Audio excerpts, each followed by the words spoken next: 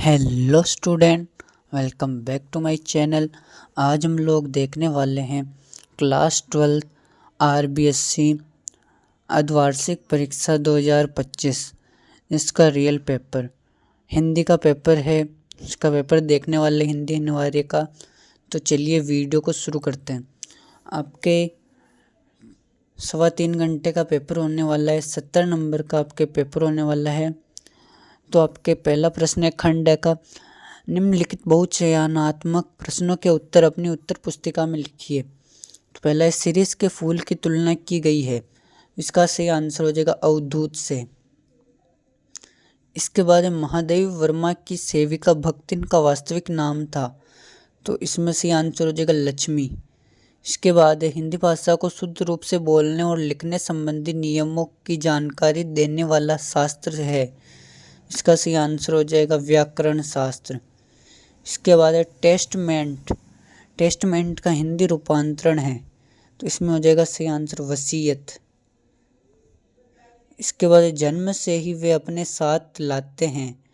इसमें हो जाएगा सही आंसर कपास। इसके बाद है उषा नामक कविता के कवि हैं। तो उषा कविता लिखने वाले कवि है सूर्यकांत त्रिपाठी निराला।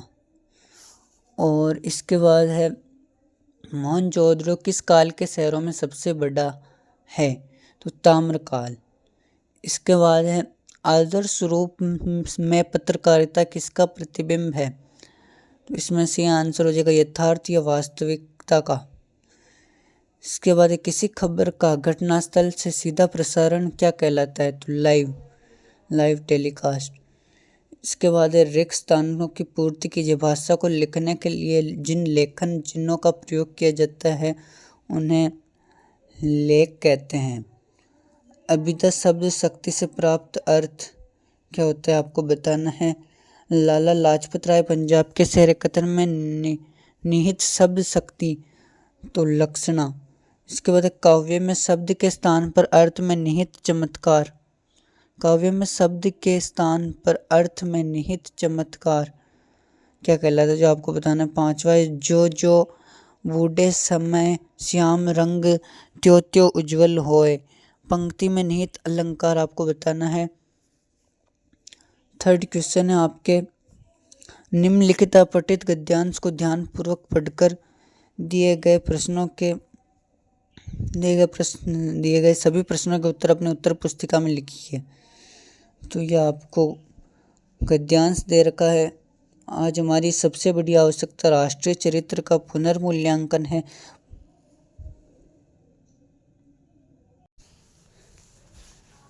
भारत नारों और बिल्लों पर नहीं रह सकता। उसे जीने के लिए ठोस आधार चाहिए। यह ठोस आधार युवा पीढ़ी को अनुप्राणित किए बिना राष्ट्र की आत्मा को जगाए बिना प्राप्त नहीं किया जा सकता। विदेशी मुद्रा, विदेशी मशीनें, विदेशी पूंजी के आयात से त्याग, परिश्रम और अनुशासन के भाव की पूर्ति नहीं की जा सकती। आत्मविश्वास और राष्ट्रीय चरित्र नहीं गढ़ा जा सकता। स्वतंत्रता के पश्चात हम जिस तेजी से आसानी की और भाग्य, उसी कारण आज हमारी कठिनाइयों में वृद्धि हुई है। समस्याओं की चुनौती स्वीकार न करके हम उनका विकल्प खोजने में लगे रहे हैं। आज आवश्यकता एक मनस्वी, राष्ट्र प्रेमी, स्वावलंबी और अनुशासित राष्ट्रीय चरित्र के विकास की है। आपको ये प्रश्न दे रखे, इस पैसेज को पढ़ के आपको आंसर दें। राष्ट्रीय जागरण के लिए क्या करना जरूरी है। इसमें आपको सारे आंसर मिल जाएंगे। आपको इसमें से आंसर देने हैं। इसके बाद है आपके चौथा प्रश्न अधोलिखित अपठित पद्यांश को ध्यानपूर्वक पढ़कर दिए गए प्रश्नों के उत्तर दीजिए। पूर्व चलने की बटोही बाट की पहचान कर ले। है अनिश्चित किस जगह पर सरित गिरी घर मिले। है अनिश्चित किस जगह पर बाग वन सुंदर मिलेंगे। किस जगह यात्रा खत्म हो जाएगी। यह भी अनिश्चित है अनिश्चित कब सुमन कब कंटकों के सर मिलेंगे। मैं आपको आंसर देना इसके।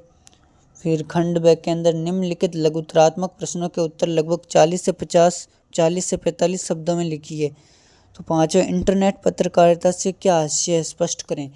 तो आपको इंटरनेट पत्रकारिता के बारे में बताना है।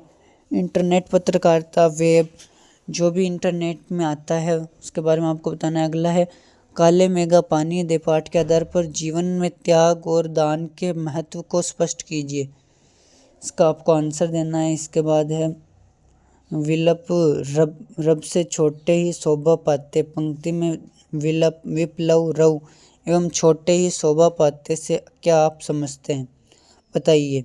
आठवां है मोहनजोदड़ो की खुदाई में मिले नगर नियोजन की कोई दो विशेषताएं लिखिए। इसके बाद है वसंत पाटिल से दोस्ती होने के बाद लेखक के व्यवहार में कौन कौन से परिवर्तन हुए, इसका आपको आंसर बताना है। इसके बाद है खंड से अधोलिखित प्रश्नों के उत्तर लगभग 60 से 80 शब्दों में लिखिए। द्विवेदी जी ने सीरीज के माध्यम से वर्तमान समय की भागदौड़ भरी एवं संघर्षपूर्ण जीवन जीने की सीख दी है। उक्त कथन से आप क्या समझते हैं, स्पष्ट करें। इसके बाद आपके अथवा में है जाति प्रथा एवं श्रम विभाजन में क्या अंतर है, स्पष्ट कीजिए। और आपके 11वां प्रश्न है उषा कविता के आधार पर बताइए कि कवि ने किन उपमानों का प्रयोग कर कविता को गतिशीलता दी है। इसके आधार पर अन्य किन उपमानों का प्रयोग किया जा सकता है। अथवा में आपके दे रखा है कैमरे में बंद अपाहिज कविता में प्रश्नकर्ता का क्या उद्देश्य रहा है, उसके स्थान पर यदि आप होते तो साक्षात्कार किस प्रकार लेते। 12वां है सिल्वर वेडिंग कहानी की वर्तमान समय में क्या प्रासंगिकता है, अपने शब्दों में स्पष्ट करें। अथवा में आपके दे रखा है जिन लोगों के बाल बच्चे नहीं होते उनकी मौत जो होगा से हो जाती है, इस कथन से आप कहाँ तक सहमत हैं।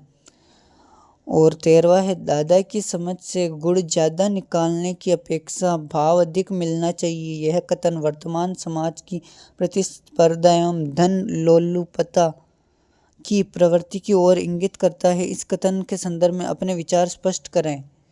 अथवा में आपके दे रखा है पढ़ाई लिखाई के संबंध में लेखक और दत्ताजी राव का रवैया सही था अथवा लेखक के पिता का, तर्क सहित अपने विचार लिखिए। अगला है महादेवी वर्मा का लेखक परिचय लिखिए। अथवा में आपके हरिवंश राय बच्चन का कवि परिचय लिखिए।